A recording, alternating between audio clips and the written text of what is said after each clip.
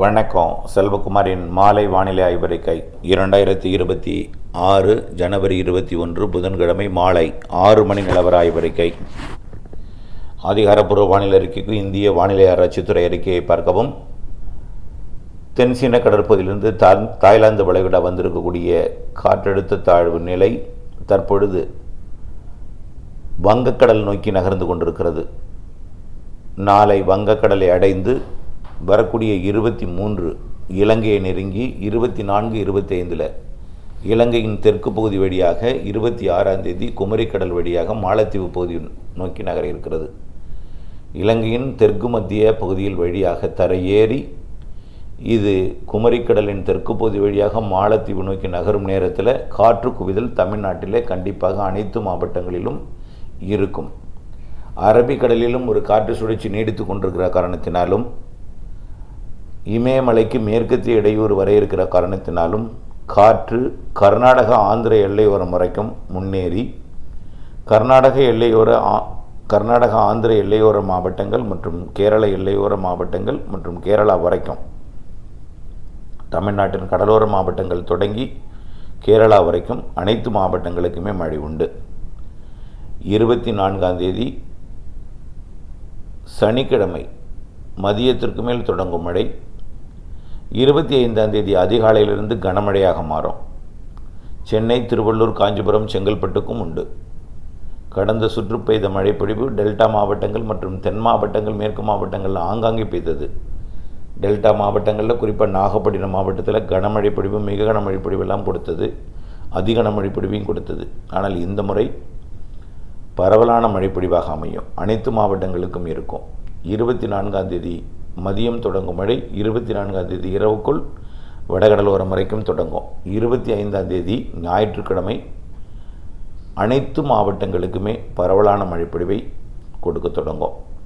25ஆம் தேதி ஞாயிற்றுக்கிழமை மாலை, இரவு, 26 அதிகாலை, காலை, மதியம் வரைக்கும் சுமார் 48 மணி நேரம் விட்டு நல்ல மழைப்பொழிவை கொடுக்கும். குறிப்பாக டெல்டா மாவட்டங்கள், தென் மாவட்ட மேற்கு தொடர்ச்சி மலை மிக கனமழைப்பொழிவு வாய்ப்பு இருக்கிறது. மேற்கு மாவட்டங்கள் அதாவது நீலகிரி அதாவது கர்நாடக எல்லையோர கிருஷ்ணகிரி, தருமபுரி, ஈரோடு, நாமக்கல், சேலம், மற்றும் நீலகிரி, கோயம்புத்தூர், திருப்பூர், திண்டுக்கல், கரூர், திருச்சி உள்ளிட்ட மாவட்டங்களுக்கும், வட உள் மாவட்டங்கள் திருப்பத்தூர், வேலூர், ராணிப்பேட்டை மற்றும் திருவண்ணாமலை, கள்ளக்குறிச்சி, விழுப்புரம், சென்னை, திருவள்ளூர், காஞ்சிபுரம், செங்கல்பட்டு, பெரம்பலூர், அரியலூர், கடலூர், மயிலாடுதுறை, நாகப்பட்டினம், திருவாரூர், தஞ்சாவூர், புதுக்கோட்டை, மயிலாடுதுறை, காரைக்கால் மற்றும் தென் மாவட்டங்களில் புதுக்கோட்டை, சிவகங்கை, ராமநாதபுரம், மதுரை, திண்டுக்கல், தேனி, கன்னியாகுமரி, திருநெல்வேலி, தென்காசி, விருதுநகர் போன்ற மாவட்டங்களுக்கும் நல்ல மழைப்பொழிவை கொடுக்கும். மதுரையெல்லாம் இது தென் மாவட்டங்களுக்கும் மேற்கு தொடர்ச்சி மலை மாவட்டங்களுக்கும் 25 பிற்பகலிலிருந்து 26 மாலை வரைக்கும், 27ஆம் தேதி அதிகாலை வரைக்கும் கூட கேரளா மற்றும் அதனை ஒட்டியுள்ள மேற்கு தொடர்ச்சி மலைக்கு 27ஆம் தேதி அதிகாலை வரைக்கும் இருக்குது. 27ஆம் தேதி காலை வரைக்கும் தென் மாவட்ட மேற்கு தொடர்ச்சி மலை இருக்குது. இப்போ 27ஆம் தேதி காலை வரைக்கும் தென் மாவட்ட மேற்கு தொடர்ச்சி மலைக்கும், 27ஆம் தேதி அதிகாலை வரைக்கும் நீலகிரி, வால்பாறை உள்ளிட்ட பகுதி வரைக்கும், 25, 26 பெரும்பாலான தென் மாவட்டங்கள், மேற்கு மாவட்டங்களுக்கு சற்று கனமழை முதல் கனமழை வரை கொடுக்கும். சற்று கனமழை முதல் கனமழை வரை அருகருகே ஏற்ற இறக்கத்துடன் அதாவது ஒரு இடத்துல 5, 10, 3, 2, 1 என்று பல மாதிரியாக இருக்கும். அருகருகே ஒதுக்கி தான் கொடுக்கும். ஒரே நேரத்தில் எல்லாருக்கும் பெய்யாது.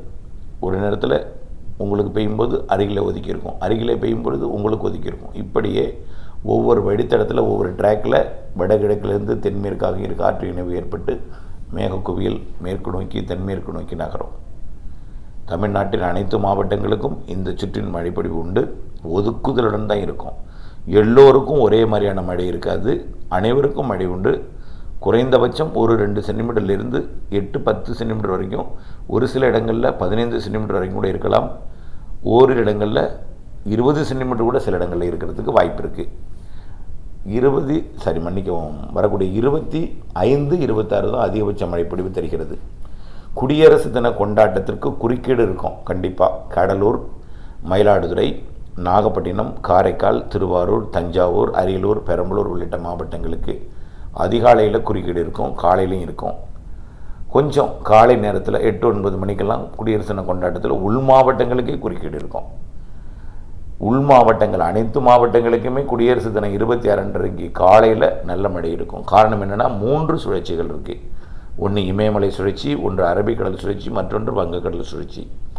3 சுழற்சியும் இணையும் காற்று குவிதல் காரணமாக கர்நாடக எல்லையோரம், ஆந்திர எல்லையோரம், கேரள எல்லையோரம் வரைக்கும் தமிழ்நாட்டின் அனைத்து மாவட்டங்களுக்கும் வங்கக்கடலோரம் தொடங்கி எல்லா மாவட்டங்களுக்கும் மழை உண்டு. நிறைய எதிர்பார்த்துறாதீங்க, ஆனால் மழை இருக்கும். குறைவாக எதிர்த்து நிறைய பெய்தால் யாருக்கும் பிரச்சனை இல்லை. நிறைய எதிர்பார்த்து குறைவாக பெய்தால் கோபம் என் மீது வரும். அதை தான் நான் திரும்ப திரும்ப சொல்கிறேன். ஆக மழை குடியரசு தினம் வரைக்கும் இருக்குன்னு சொன்னோம். இப்போ வரப்போகிறது குடியரசு தினம். ஜனவரி 26 என்பது குடியரசு தினம். பொங்கலுக்கும் மழை உண்டுன்னு சொல்லியிருந்தோம். பொங்கலுக்கு நெருங்க பொங்கல் நாளில் இடைவெளி விட்டு பொங்கலுக்கு முன் போகி பண்டிகை வரைக்கும் மழை இருக்குன்னு சொல்லியிருந்தோம். அதே போல் தான் பெய்தது. பொங்கல் என்று இடைவெளி விட்டது. இதே போல் இப்போ உள்ள அறிக்கைப்படி ஜனவரி இறுதியிலையும் ஒரு நிகழ்வு இருக்குது, பிப்ரவரி 5, 6, 7, 8லையும் ஒரு நிகழ்வு இருக்குது, பிப்ரவரி 15 தேதி வாக்கிலையும் ஒன்று, பிப்ரவரி இறுதியிலையும் ஒன்று, மார்ச்லேயும் இருக்குது, ஏப்ரலில் இருக்குது, மே இருக்குது. நிகழ்வு ஒன்றன் பின் ஒன்றாக வந்துகிட்டே இருக்கும். ஒரு சில நிகழ்வு தென்னிலங்கை ஏறும், ஒரு சில நிகழ்வு மத்திய இலங்கை ஏறும், ஒரு சில இடங்கு வளையடங்கு ஏறும், ஒரு சில நிகழ்வு டெல்டாவின் தென்கடலோரம் மத்திய கடலோரம் வரைக்கும் ஏறும், ஒரு சில நிகழ்வுகள் வடகடலோரம் வந்து அப்படி டெல்டா தென் மாவட்டங்கள், ஒரு சில நிகழ்வு உள்ளேயும் பொழியும். கண்டிப்பாக நிகழ்வுகள் தமிழ்நாட்டிற்கு கோடையிலும் மழை பிடிப்பை தரும். வெயிலும் இருக்கும், மழையும் இருக்கும், குளிரும் இருக்கும், எல்லாம் கலந்த வானிலை தான் இந்த ஜனவரி பிப்ரவரி. வெயில் மற்றும் கோடை மழை, கோடை நிகழ்வுகள், வலுவான நிகழ்வு 2 இருக்குது ஏப்ரல் மேல. இவையெல்லாம் வானிலை முன்னோட்டமாக எடுத்துக்கொள்ளுங்கள். மழை இருக்குது என்பதை கவனத்தில் கொள்ளுங்கள். ஆனால் மழையை எதிர்நோக்கி விவசாயம் செய்ய முடியாது. நீங்கள் எதிர்பார்க்கும் பொழுது மழை பெய்யாது, சேர்த்து பெய்யும். தேக்கி வைத்து பயன்படுத்த வேண்டும்.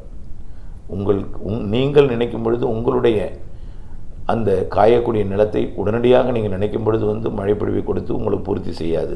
ஆனால் பெய்யும், சேர்த்து சேமித்து வைத்து அதை பயன்படுத்தும் வகையில் பண்ணை குட்டைகள் போன்றவை இருக்க வேண்டும். இப்பொழுதே நம்ம முன்னெச்சரிக்கை என்னென்னா, அறுவடை விவசாயிகளுக்கு எச்சரிக்கை. வரக்கூடிய 23ஆம் தேதிக்குள் அறுவடை செய்திடுங்கள்.